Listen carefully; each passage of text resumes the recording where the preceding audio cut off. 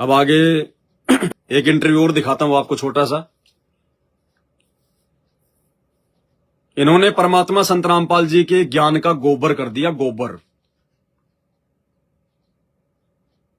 इन आश्रमों में गुरु को भगवान नहीं माना जाता, गुरु को केवल एक सामान्य संत माना जाता है। और गरीबदास जी कहते हैं, गुरु मानुष कर जानते वो नर कहिए अंधे, ओवे दुखी संसार में फिर आगे काल के फंदे। अब इस बच्चे को क्या शिक्षा दी जाती है, क्या पढ़ाया जाता है इसको? गुरुजी तो बार बार कहते हैं कि अगर आपको मोक्ष प्राप्त करना है तो गुरु को भगवान मानना पड़ेगा। वो परमात्मा स्वयं ही सतगुरु बनकर आता है, दूसरा कोई सतगुरु हो ही नहीं सकता। अब इस बच्चे का इंटरव्यू लिया किसी ने उन आश्रमों में। इस बच्चे के माता पिता उसके पीछे खड़े हैं, और जब माँ बाप को ही ज्ञान नहीं है गुरु और गोविंद के बारे में, तो बच्चे को कहां से ज्ञान दे देंगे? तो इंटरव्यू लिया जा रहा है, पहले आप इसका इंटरव्यू सुनिए बच्चे का। गुरु और भगवान में किसको बड़ा मानते हो? गुरु को बड़ा मानते हैं। गुरु को कैसे मानते हो? क्योंकि गुरु ही बड़ा होता है, गुरु ही अपन को भगवान से मिलाता है। वाणी को खोल के बताओ आप। गुरु जैसे गुरु गोविंद दोनों खड़े, काके लागू पाए भैयारी गुरु अपना गोविंद जी बताए। गुरु और भगवान एक साथ हमको एक साथ मिल जाए तो सबसे पहले गुरु के पैर छूने चाहिए, फिर भगवान के पैर छूने चाहिए। ठीक है, सच्चाई। बताइए, टोटल ज्ञान विरुद्ध इंटरव्यू, टोटल ज्ञान विरुद्ध। वाणी को खोल के बताइए। तो कह रही थी अपने को गुरु और भगवान दोनों एक साथ खड़े मिल जाएं तो पहले तो गुरु जी को दंडवत करना है, उसके बाद में भगवान को दंडवत करना है। ये कब कहा? कब कहा संत रामपाल जी ने? कौन से सत्संग में कहा कि अपने गुरु जी को दंडवत करने के बाद में भगवान को दंडवत करना चाहिए? ये मरवाएंगे तुम्हारे को त्रिकुटी पर इस प्रकार के ये इंटरव्यू। ये तुम्हारे को काल की गोद में बैठाने के लिए काल का षड्यंत्र है ये। तुम समझ नहीं रहे इन चीजों को।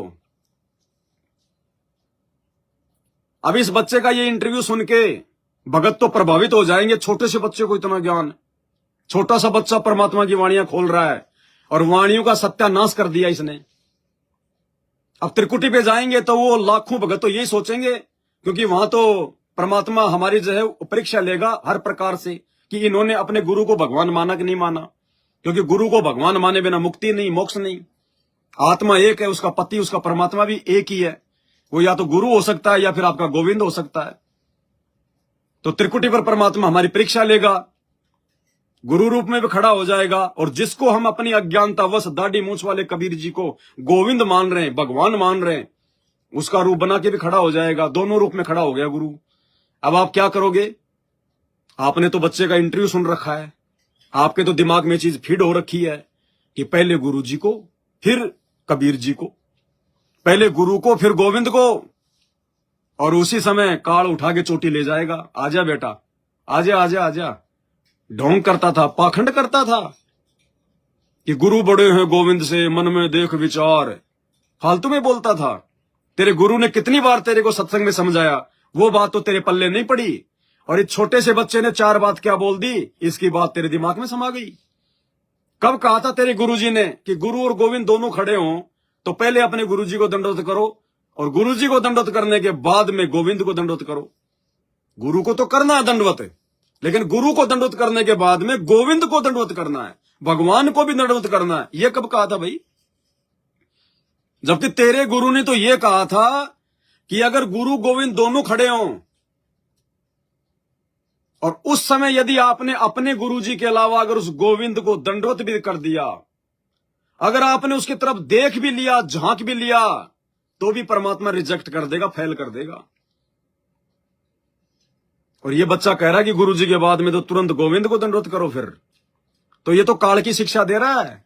ये संत रामपाल जी की शिक्षा कहां दे रहा है? ये तो काल के प्रवचन सुना रहा है। काल यही तो चाहता कि ये गलती ये करें त्रिकुटी पर, और मैं इनकी चोटी पकड़ के ले जाऊं कि आजा बहुत बड़ा भगत बन रहा था। क्या कहा सतगुरु रामपाल जी भगवान ने? आपने इस बच्चे का तो इंटरव्यू सुन लिया। यदि फिर भी आपको कोई संशय है तो बच्चे का इंटरव्यू आपको एक बार फिर से सुना देते हैं। 32 सेकंड का ही है।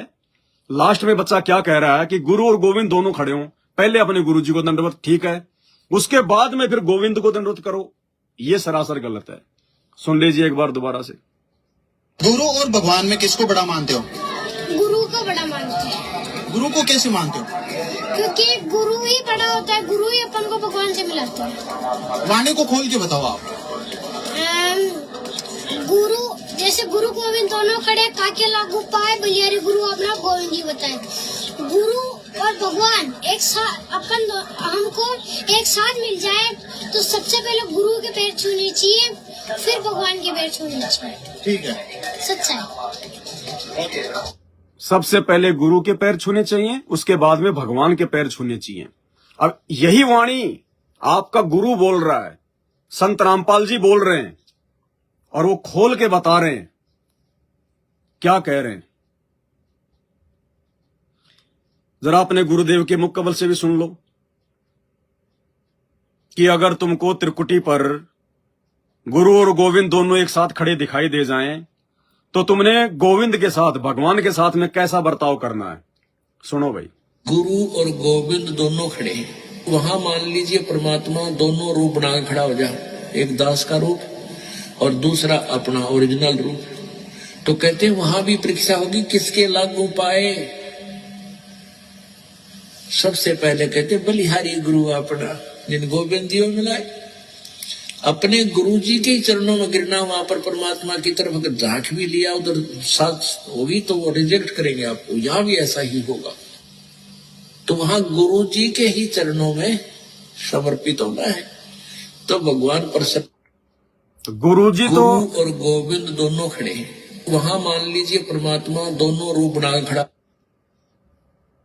तो गुरुदेव तो यहां पे उस बच्चे के बिल्कुल उल्टा बता रहे हैं।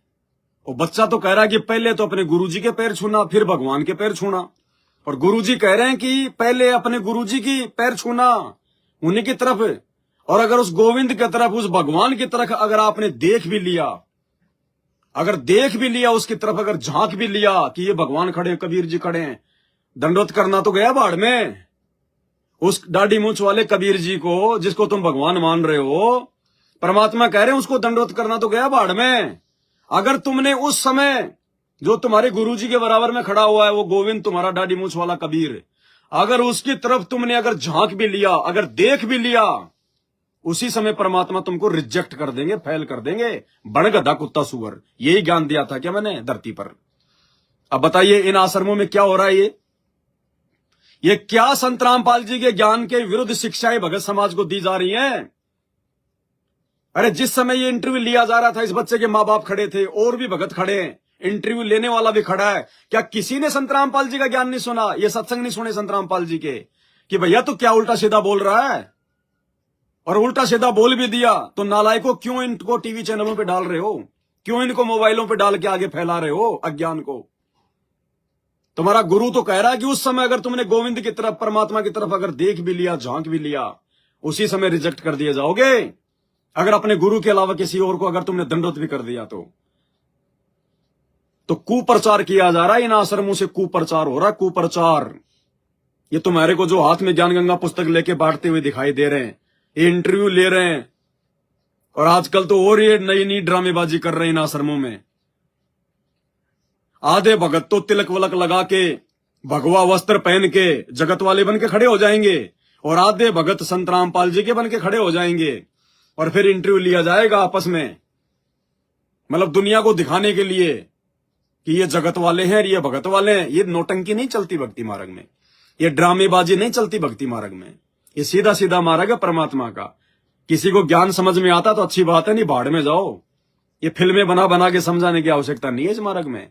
ये काम अगर ऐसे ही अगर आसान हो जाता और यही अगर अच्छी विधि है, तो संत रामपाल जी तो 4-4 घंटे की फिल्में बनवा देते। दुनिया भर के आर्टिस्ट हैं किराए पे काम करने के लिए, दुनिया भर के लोगों को संत रामपाल जी किसी को बना देते शेख तकी, किसी को सिकंदर लोधी हैं, संगत को बना देते भीड़, और बनाओ फिल्में, बनाओ बच्चों फिल्में। ये फिल्मों से ज्ञान समझ में आएगा क्या।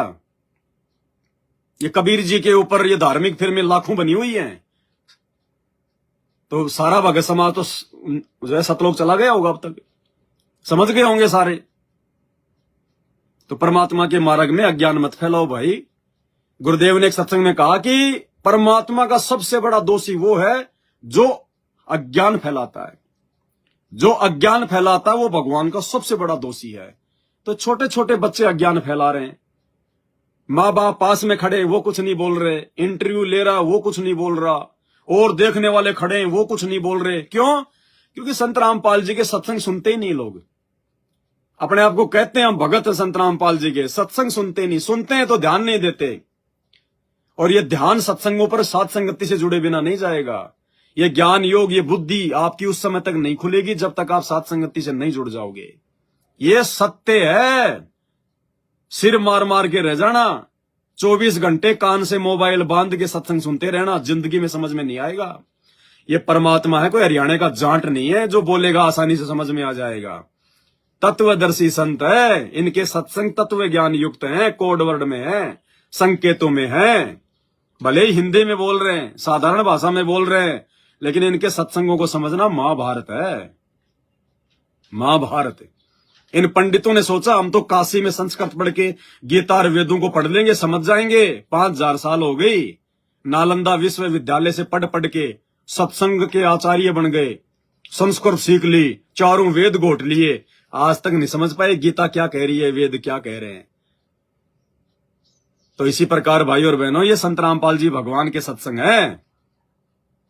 ये सामान्य चीजें नहीं है कि तुम ऐसे सुन लोगे और तुम्हारी समझ में आ जाएंगी। इनके लिए परमात्मा की रजा चाहिए, उसकी मेहर चाहिए, सतगुरु को नजर निहाल करना पड़ेगा।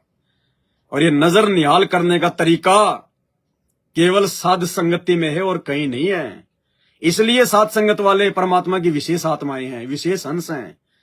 ये साध संगत वाले धोखा नहीं खाएंगे त्रिकुटी पे, क्योंकि साध संगत वाले तो सुनते हैं ये वाला इंटरव्यू, ये वाला इंटरव्यू। साध संगत तो ज्ञान चर्चा करती है रातों रात परमात्मा के इन प्रवचनों पर, जिनमें परमात्मा लास्ट में कह रहे हैं कि अपने गुरु के अलावा यदि आपने उधर परमात्मा की तरफ झांक भी लिया, देख भी लिया, तो परमात्मा रिजेक्ट करेंगे। और ऐसा ही यहां है, यानी धरती पर भी जब तक तुम्हारा शरीर है तब तक भी ऐसा ही है।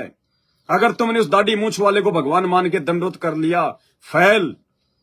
और जितने भी सतलोक आश्रम वाले हैं, सबके घरों में दाढ़ी मूंछ वाले की फोटो रखी है दरबार में, सब उसी को दंडोत करते हैं, सब उसी के आगे जोत जलाते हैं, सब फैल है। सुन लो, गुरु और गोविंद दोनों खड़े हैं। वहां मान लीजिए परमात्मा दोनों रूप बना के खड़ा हो जा, एक दास का रूप और दूसरा अपना ओरिजिनल रूप। तो कहते हैं वहां भी परीक्षा होगी, किसके लागू पाए। सबसे पहले कहते बलिहारी गुरु अपना, जिन गोविंदियों मिलाए। अपने गुरु जी के चरणों में गिरना, वहां पर परमात्मा की तरफ अगर झांक भी लिया, उधर साथ होगी तो वो रिजेक्ट करेंगे आपको। यहां भी ऐसा ही होगा। तो वहां गुरु जी के ही चरणों में समर्पित होना है, तो भगवान प्रसन्न। बोलो सतगुरुदेव। वहां अगर परमात्मा की तरफ देख भी लिया, झांक भी लिया, दंडवत भी कर दिया, तो रिजेक्ट करेंगे भगवान। और फिर कह रहे हैं यहां भी ऐसा ही है। यहां मतलब धरती पर तुमने अपने घर पर जो आश्रम बना रखा, जो दरबार लगा रखा है, अगर वहां पे दाढ़ी मूंछ वाले कबीर जी की फोटो रखी है, गरीबदास की फोटो रखी है, दादा गुरु की फोटो रखी है, और यदि तुम वहां पे दंडवत कर रहे हो, जोत जला रहे हो, रिजेक्ट और रिजेक्ट सारे के सारे। इन आश्रमों में जा जाके तुम दंडवत करते हो गुरु गोविंद की फोटो पे, भगवान संत रामपाल जी की फोटो नीचे, दाढ़ी मूंछ वाले नकली कबीर की फोटो ऊपर, सब रिजेक्ट, सब रिजेक्ट हो तुम। अभी तो भगत की सरणी में भी नहीं हो तुम। तो संत रामपाल जी के जो सत्सेवक हैं, वो तो अपने गुरुदेव के इन प्रवचनों को सुनकर दृढ़ हो रहे हैं, ज्ञान आधार से मजबूत हो रहे हैं। हम ये गलतियां नहीं करेंगे वहां पे त्रिकुटी पर। और तुम इस प्रकार का जो अज्ञान फैला रहे हो समाज में, इस बच्चे का ये इंटरव्यू, तुम वहां पे ठगे जाओगे, क्योंकि तुमने जो सीखा है वही तो वहां करोगे। यहां तो रिहर्सल हो रही है हमारी, जैसा सीखेंगे वैसा ही तो करेंगे वहां पे। तो तुम क्या करोगे इस बच्चे के इंटरव्यू अनुसार? तुम्हें गुरु गोविंद दोनों दिखाई देंगे, परमात्मा खेल खेलेगा। तुम पहले तो गुरु जी को दंडवत कर लोगे, क्या पता करोगे कि नहीं करोगे, तुम्हारा भरोसा भी नहीं है। गुरु तो खाली तुमने फॉर्मेलिटी के लिए बना रखा है, तुम तो खाली जुबान से भोगते हो हमारे गुरुजी परमात्मा, हमारे गुरुजी परमात्मा। अरे अगर तुम्हारे गुरुजी परमात्मा है, तुम मानते हो, तो फिर ये क्यों कह रहे हो कि फिर गुरु के बाद में फिर भगवान को दंडवत करना चाहिए, फिर उस परमात्मा को दंडवत करेंगे? तो तुमने तो अपने गुरु के अलावा किसी और को परमात्मा समझ रखा है। तुम तो यहीं फैलो, त्रिकुटी पे तो पास हो कहां पाओगे। तो ये आश्रमों से जुड़ी हुई आत्माएं जिनके ऊपर गुरु जी का आशीर्वाद नहीं है, ये इस प्रकार के इंटरव्यू देख देख के और अंत में अपना सत्यानाश करवाएंगे। गुरु और भगवान में किसको बड़ा मानते हो? गुरु को बड़ा मानते हैं, गुरु को कैसे मानते हो? क्योंकि गुरु ही बड़ा होता है, गुरु ही अपन को भगवान से मिलाता है। वाणी को खोल के बताओ आप। गुरु जैसे गुरु गोविंद दोनों खड़े, काके लागू पाए बलिहारी गुरु अपना गोविंद जी बताए। गुरु और भगवान एक साथ हमको एक साथ मिल जाए तो सबसे पहले गुरु के पैर छूने चाहिए, फिर भगवान के पैर छूने चाहिए। ठीक है, सच्चाई। बताओ, यदि आपका पति और आपका ससुर दोनों एक साथ मिल जाएं तो पहले तो पति के साथ में सो लो, उसके बाद में अपने ससुर के साथ में भी सो लो। तो ऐसी आत्मा कभी पतिव्रता हो सकती है? हो सकती है क्या? पतिव्रता को तो ये कहा जाएगा कि अपने पति के अलावा अगर तुमने किसी गैर पुरुष का सौपन में भी ध्यान धर लिया, रिजेक्ट हो जाएगी है? और कोई ये कहे कि पहले अपने पति के साथ में सो लो, फिर अपने ससुर के साथ में सो लो, ये हालत है। भयंकर दुर्गति होगी, भयंकर दुर्गति।